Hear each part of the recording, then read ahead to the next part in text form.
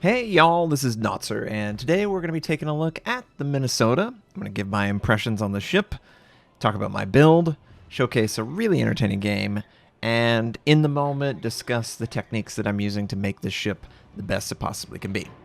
This video is brought to you by the Ridge Wallet. It's light, sleek, and industrial. It doesn't fold or awkwardly bulge in your back pocket, and it seriously changed my whole pocket situation. It holds up to 12 cards, plus room for your cash, either with a cash strap or, as shown here, a money clip option. I personally prefer the money clip. It works really well, and as you can see, I can sort of hold the money clip and eject the necessary cards when I'm at a store or something like that. There are over 30 colors and styles to choose from, including carbon fiber and burnt titanium. If it wasn't enough to win you over, check out the 30,000 5-star reviews. I have used this for over 40 days, and I can attest it lives up to it.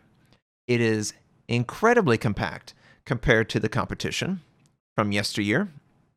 It has so much going for it with RFID blocking. The material is very durable. It's long-lasting. It comes with a lifetime warranty. You could buy this one wallet and carry it for your life.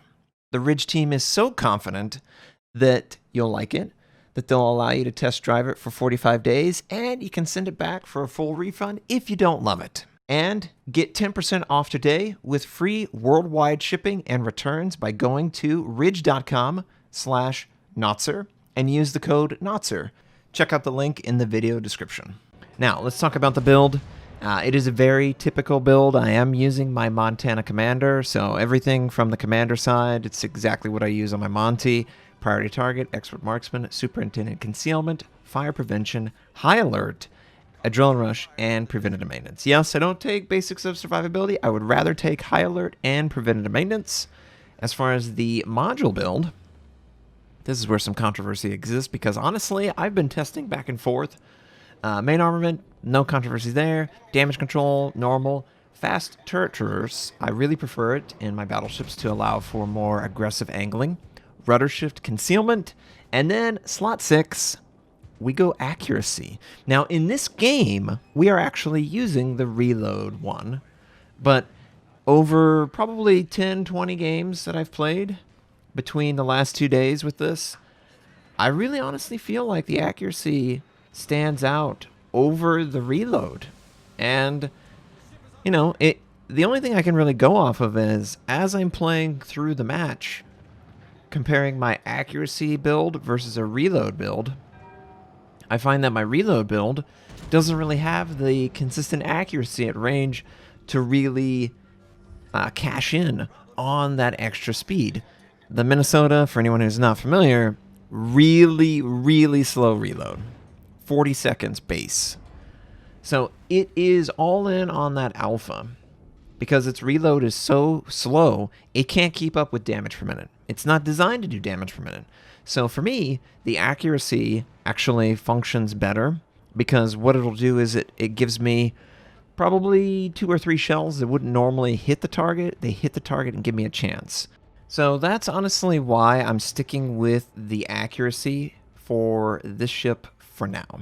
Now, I can totally change it in the future, but I just have multiple games worth of experience where it just feels like using the accuracy ends up giving me more of sort of an alpha takeover moment than if it was just the reload. The reload, however, being an improvement over the 40 seconds, terrible reload, it doesn't improve the accuracy of the guns. So the guns don't have the consistency to land 2 or 3 shells in the same location that the accuracy module does. And that adds up. It ultimately ends up feeling like using the accuracy module, I have bigger broadsides that are more punchy, but I do less damage per minute over time. And you know what? Based on what I see playing and the target selection, that works just fine. I can easily play the game and be comfortable. Another advantage of the accuracy module, obviously, it's a unique module for Americans, slot 6, 13%, I believe. It doesn't have any penalty towards turret traverse. So when you're actively maneuvering, you are operating with the absolute maximum performance And something like this, big and slow, you don't want your guns to be slow on top of the ship itself. If your guns are slow and the ship is slow, well, the ship is just crap. But if you have one aspect, guns or the maneuverability of the ship, it gives you enough to work with to wiggle yourself in a position to do the most amount of damage. And that's what I have found with the Minnesota. Yes, its reload time is horrible, damage per minute, all that stuff, but biggest alpha per tier, as far as a broadside. It has really effective maneuvering that you can do. It's one of the few battleships that move this slow. And obviously speed is a penalty. It's a discount. It's something that you don't want to have as a trade for a stat that maybe has more meaning in early speed, because it does let you do a lot of things. But just because you've lost that speed doesn't mean that you can't use that to your advantage. And I really like to use sort of the active maneuver, go in a straight line, enemy shots out at medium to long range. I immediately cut the throttle and I turn in towards the shell. So I dive my bow in towards the shell.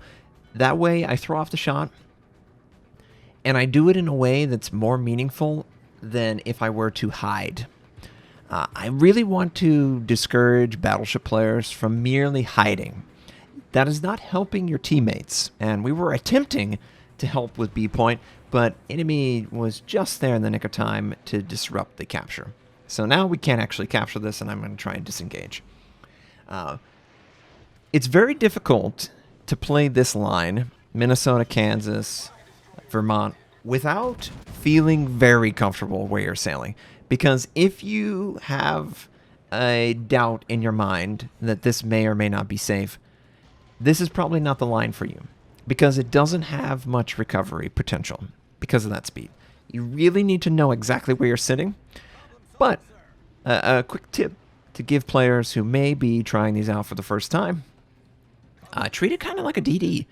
You kind of want to stay in a contesting position up near the objectives, but you want to be in a position where you're not perfectly broadside and easily farmed by 10 people on the enemy team, because they will easily farm you.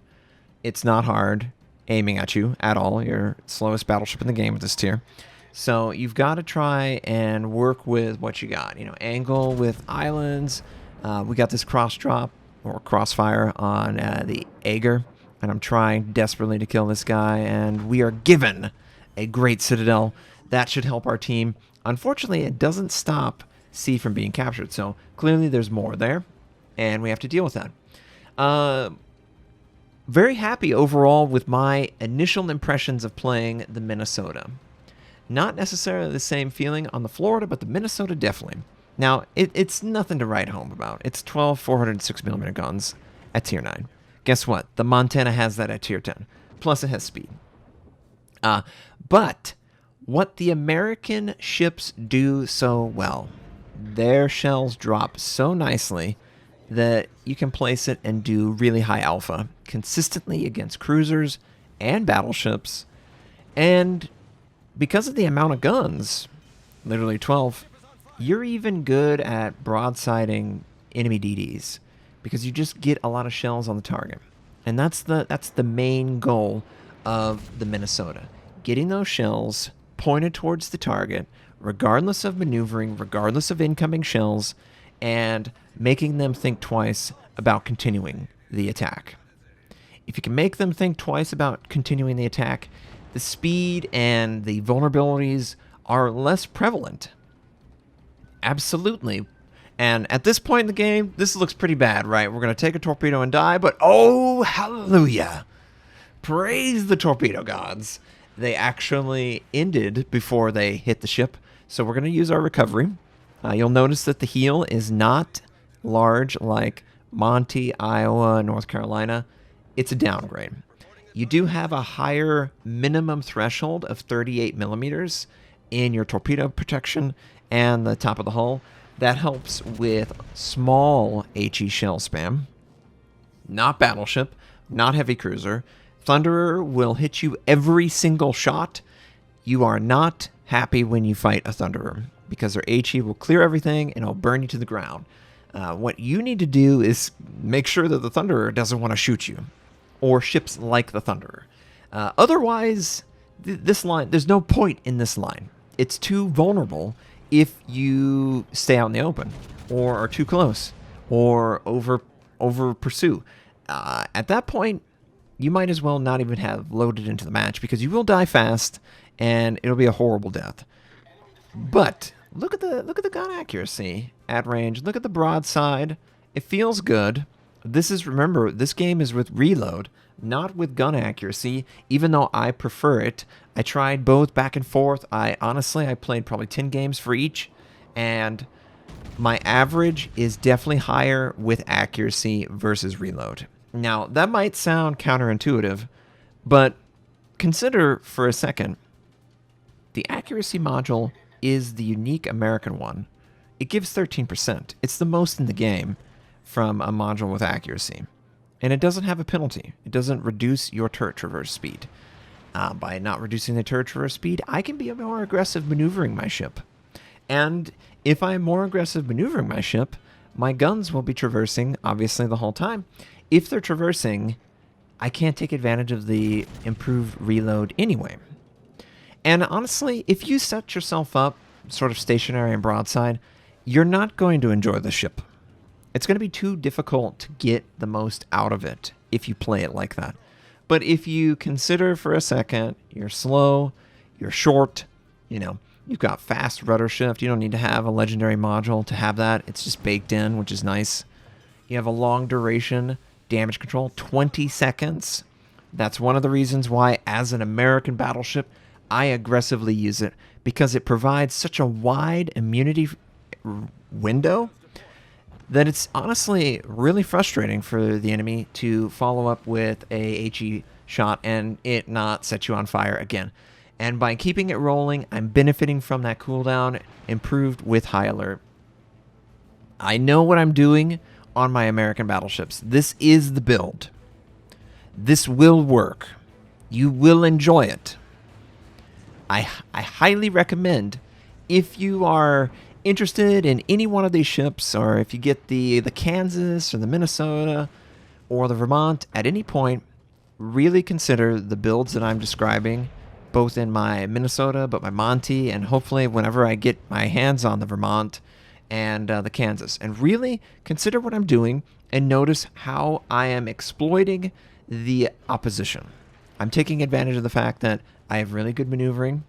I'm taking a fact of the 12 gun setup. Can't wait for the 12 457s at tier 10. That'll be nice. Enemy Iowa, butt ass naked, but we'll leave them there. But yeah, I am trying my best to keep the guns hot and to do damage to targets that need to die. Not necessarily damage farming. There's better ships for just straight damage farm.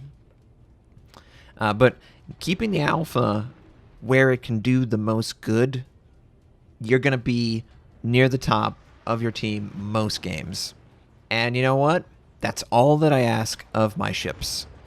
Can they give me the opportunity to contribute positively?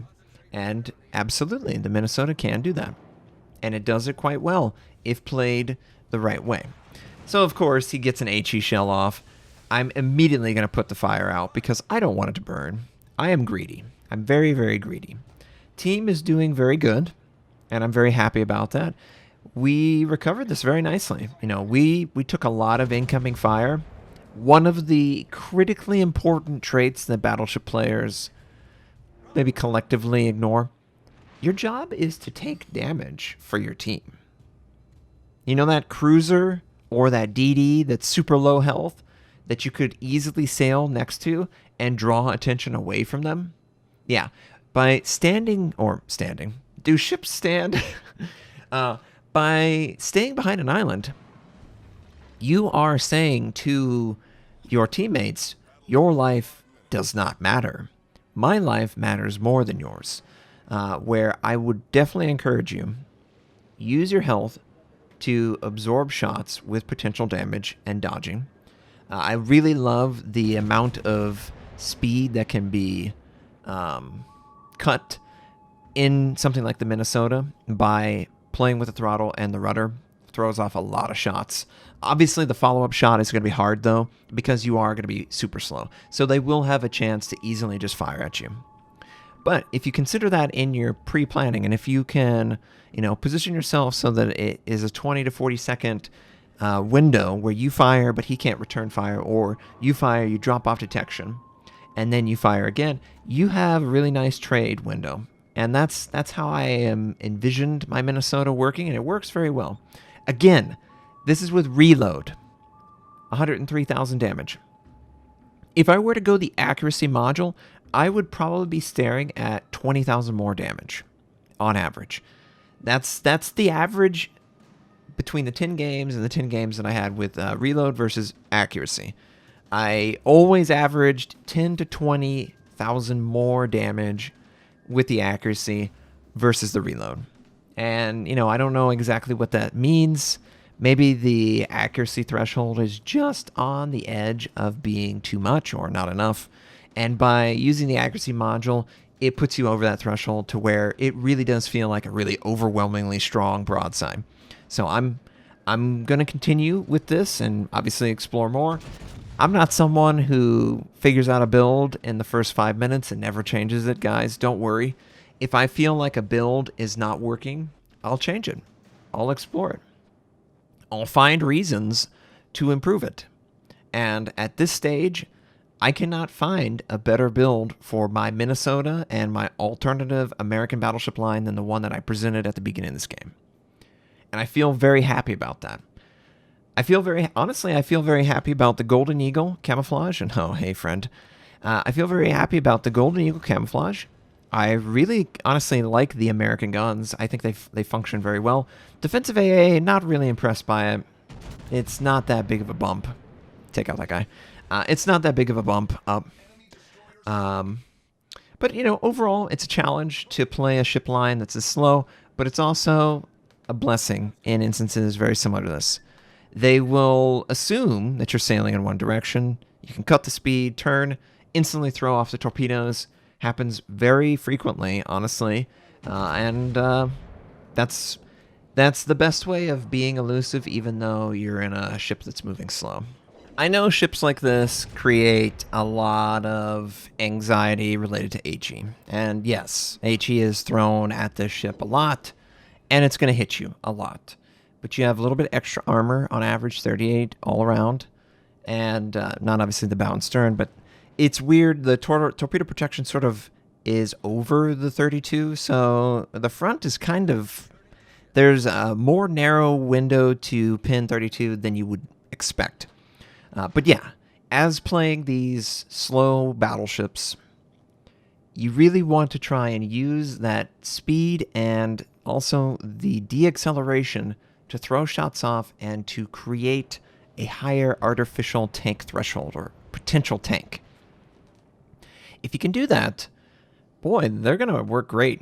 Great against broadside cruiser. It's just as strong as the Montana, and honestly, I think the Montana has probably the biggest, most destructive broadside against cruisers at Tier 10 of any battleship. So having that same experience at Tier 9, it's pretty cool. I kind of like it. I'm a fan. I didn't think I would be. I thought I would just look at this as like, it's a joke for the Monty. But having those 3 extra guns really does matter. It's really intimidating to potentially get one shot from certain battleships because of the size of their broadsides. And these guys have the largest broadsides in the game, tier for tier. So if you can try and leverage that advantage over your opponents, you're going to be highly successful. And just at the end of this game, I was looking for the ram. But I don't think there's going to be enough time for the ram. I'm just totally like, give it to me. Could you imagine if a Montana were to ram a faster battleship? Just a level of embarrassment that may or may not have occurred right here. It would have been so great, but obviously it didn't. So the Minnesota. I am pleasantly surprised that I enjoy this ship. It feels a lot like sort of a slow Montana, and honestly, that broadside alone is worth it. If you can place those shells where they need to, they are great at alphaing out enemies quickly and effectively. And you know what? That means that battleship line works and is helpful. Thanks for watching. If you'd like to check out more of my content, you can click the most recent or the most relevant uploads. You can also choose to subscribe to my channel. We do daily World of Warship videos, first impression, how-to, news, and review related. My North American recruit invite is on the screen. You can take advantage of that. I stream at twitch.tv/Notser. Thank you, have a wonderful day, and I'll catch you next time.